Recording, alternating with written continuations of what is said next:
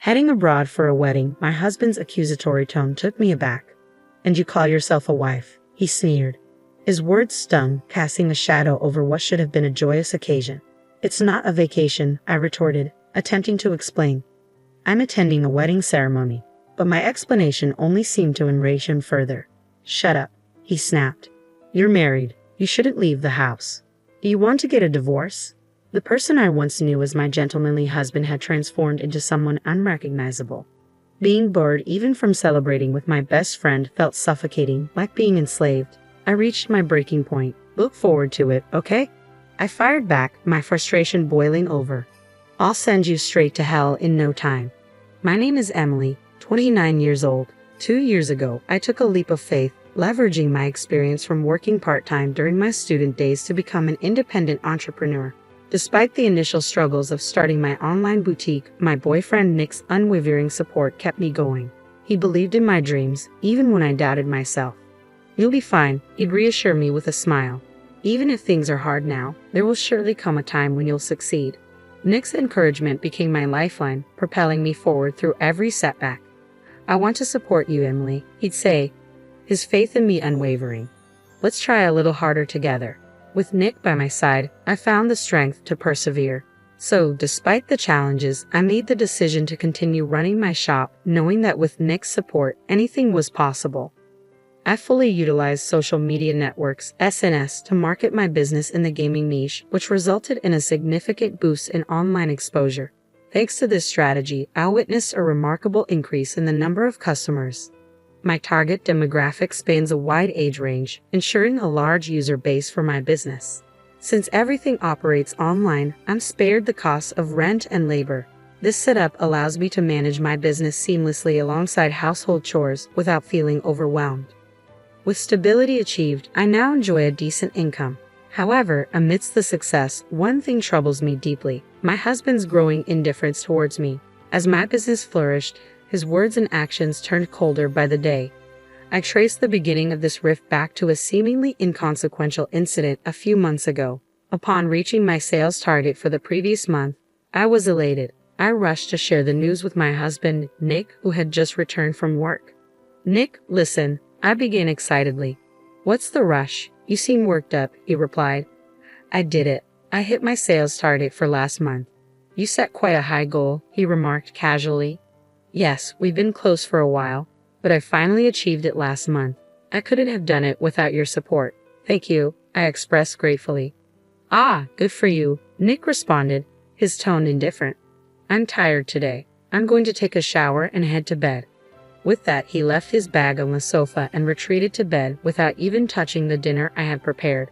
I had anticipated his reaction given how supportive he had always been. So when I excitedly shared the news of reaching my sales target, I expected him to share in my joy.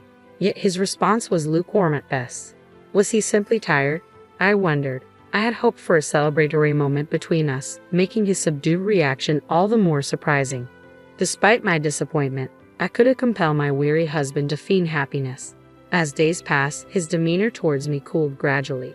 Initially, I brushed it off as fatigue or a passing mood, but as weeks turned into a pattern of indifference, I grew uneasy.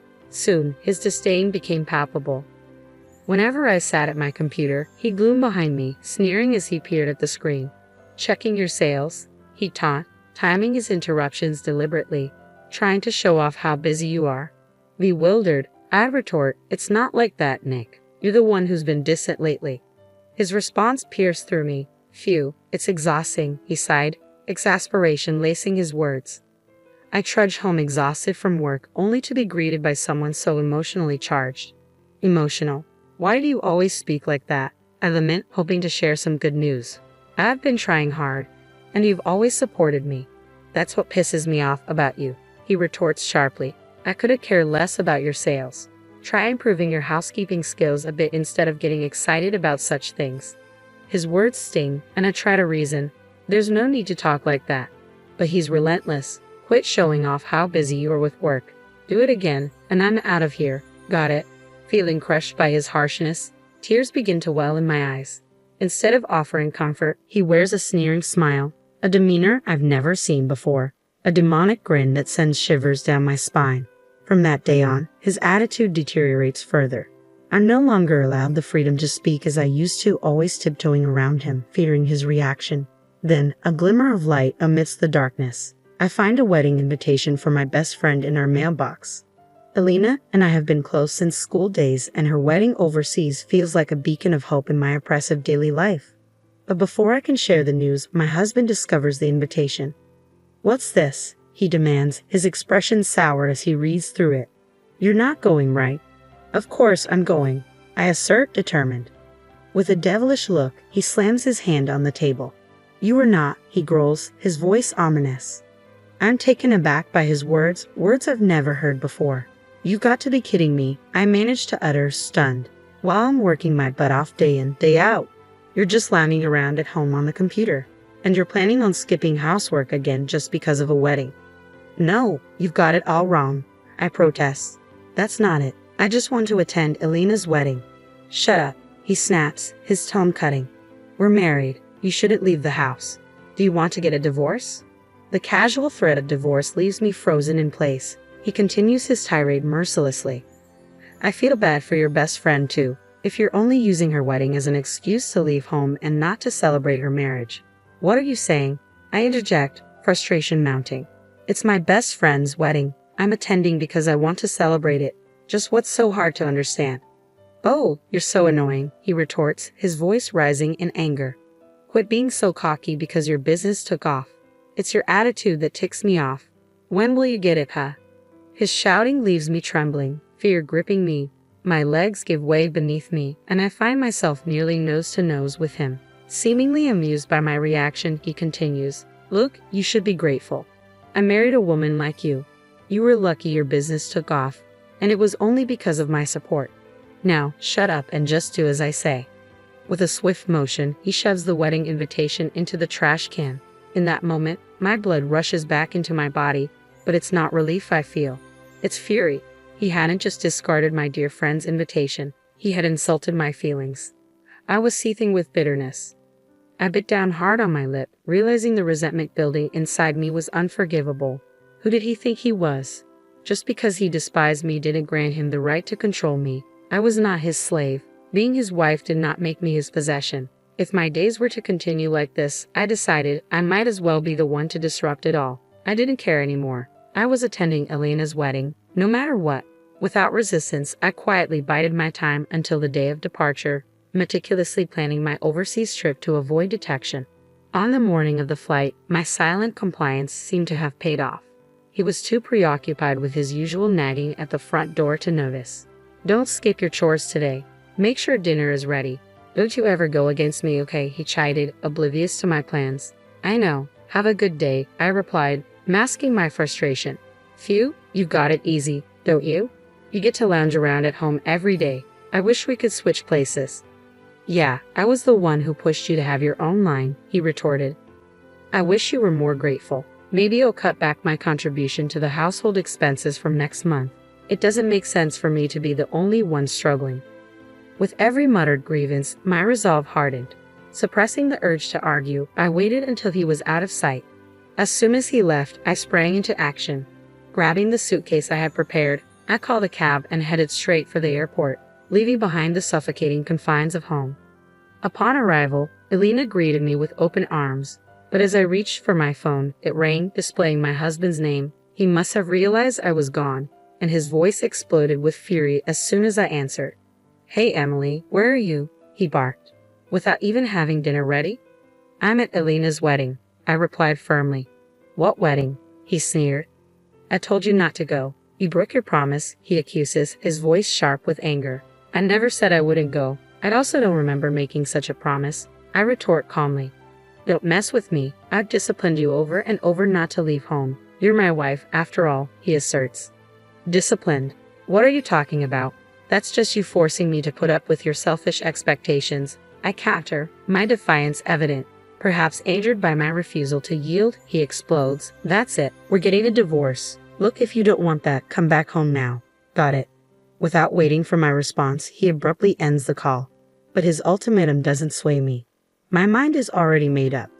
After my best friend's wedding, I spend a day sightseeing before returning home. I've been to have a talk with my husband, but he's nowhere to be found. Instead, I find divorce papers on the table, already signed. And that's not all. My work computer lies in ruins, smashed to pieces. It's a deliberate statement, a final act of retaliation, but there's no love left between us. I signed the divorce papers without hesitation, packing my things into my suitcase once again. With the papers in hand, I head to my parents' house. En route, I stop by the city hall and submit the divorce papers, sealing the end of our marriage. When I reached my parents' house, I laid out the whole ordeal for them. Initially surprised, their expressions hardened as they listened.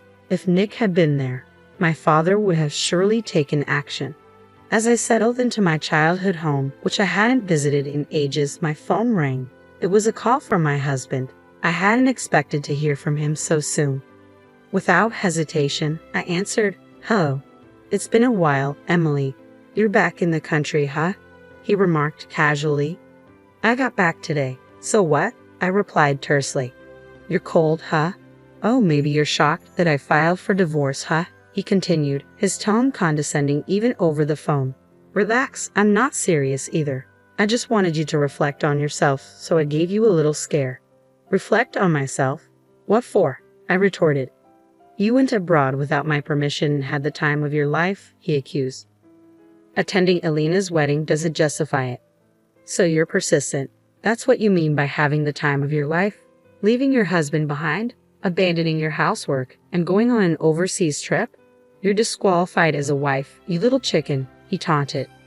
"Enough already. Who do you think you are?